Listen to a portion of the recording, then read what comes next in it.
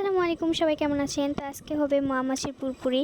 তো এই তো এখানে মোয়া মাছের পুরপুরির জন্য কিছু আলু ঝুরি করে নেওয়া হয়েছে, এই তো। আর পেঁয়াজ কুচি করে নিয়েছি। আলুর চেয়ে পেঁয়াজের পরিমাণটা একটু বেশি রাখবো। তো এই তো এখানে মোয়া মাছ।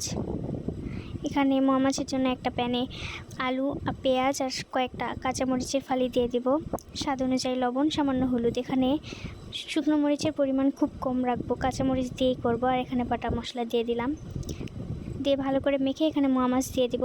মোয়া মাছ দিয়েও মাখা হয়ে গেলে এখানে সামান্য পানি দিয়ে দিব, দিয়ে এটা চুলায় উঠাই দিব। তো আমি মাঝে মধ্যে উঠিয়ে দেখছিলাম এটা কেমন হচ্ছে। তো এই তো আমাদের পানি শুকিয়ে গেছে, এটা পানি শুকিয়ে গেলেই হয়ে যাবে। হয়ে গেলে এটা পরিবেশন করে নেব। আপনাদের কার কার কাছে মোয়া মাছের পুরপুরি ভালো লাগে অবশ্যই জানাবেন। আমার কাছে তো মোয়া মাছ অনেক ভালো লাগে, এটি একটি পছন্দের খাবারের মধ্যে একটি। তো আজকে এই পর্যন্তই, আপনাদের কাছে কেমন লাগছে জানাবেন।